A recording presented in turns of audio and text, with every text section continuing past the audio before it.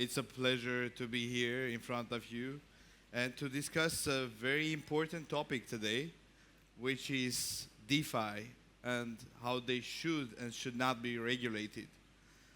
Um, the DeFi nowadays is becoming more of a marketing name that we, or a lot of the companies are labeling their products to sound more crypto-like or decentralized-like. But the promise initially of DeFi was not that. What was the promise?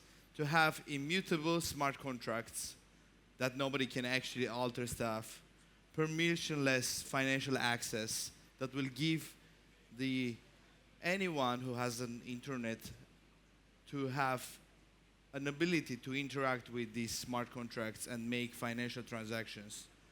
Decentralized governance where the community would actually decide the fate of the DeFi products and protocols, and transparent and unstoppable infrastructure that even the developers, deployers, and the regulators could not stop this product to operate.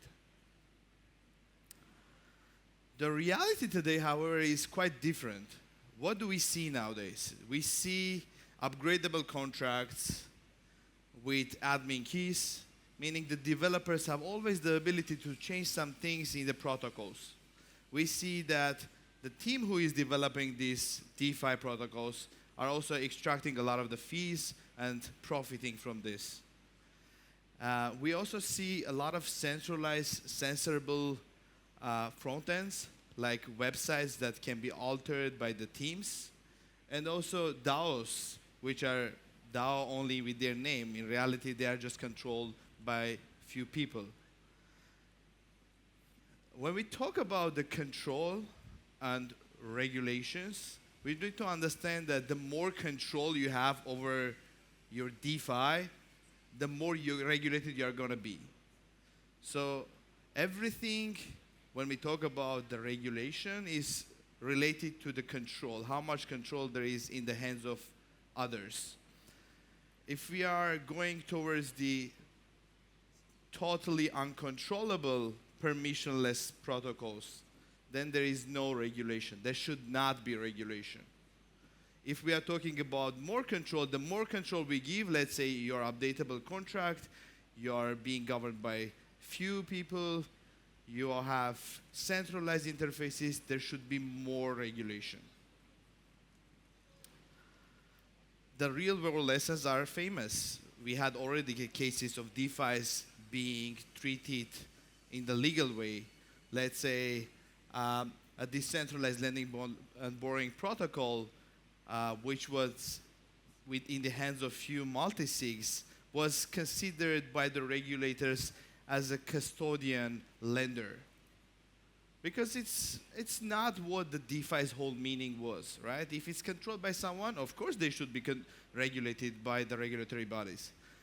Or another case, when the decentralized exchange was pushed to delist some coins because their interface was centralized.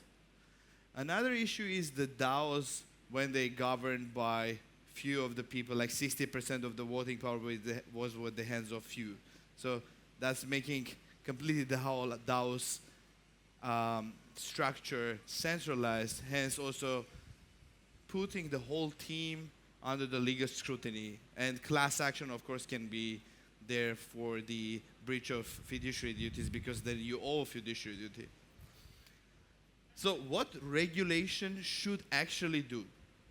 The regulation should be set in a way that is fostering the growth of decentralized finance, which is actually regulating by functional control, not by the labels. Meaning, like, if you label something as DeFi, that doesn't mean that you're out of control and you're out of regulatory frameworks, you're out of the touch of the regulators. But only when you show that you have no control of this, then that protocol should not be regulated. The truly decentralization should be protected by the law. And it should be encouraged to the progression of decentralization, meaning we should not punish people for creating permissionless protocols, but we should help them to foster this. So what the regulation must avoid. Regulation should not put licensing or bank-like treatment to DeFis that are not necessarily banks or centralized bodies. We should not force into legal financing licensing of the DeFis. And we should not push transparency and openness for things which do not need to be so. So there is no need to have a KYC on a fully decentralized protocol. And if we fail to act, what's going to happen? The DeFis are going to be taken over by the incumbents, by the financial intermediaries. The permissionless innovation will be replaced by permission platforms. The open source builders will be driven out by the complex licensing regimes. They will be forced to go through the similar path as the existing financial intermediaries. And decentralized will become just a marketing term, which is actually what we see now, unfortunately. So we have actually a road which has two paths, and we should understand which path we are taking. The one that is true decentralization, the genuine DeFi, or the one that we just use the term as DeFi as a marketing term, but in reality is just an on-chain centralized finance. And the path is, actually the choice is yours. So the vision for the next decade should be the following. DeFi protocols that are truly immutable, so the genuine DeFis, which are censorship resistant and community governed, should emerge. The open infrastructure treated as public good like the internet. So the DeFi should be treated like any other like internet protocol, right? Because there is no need to regulate the internet.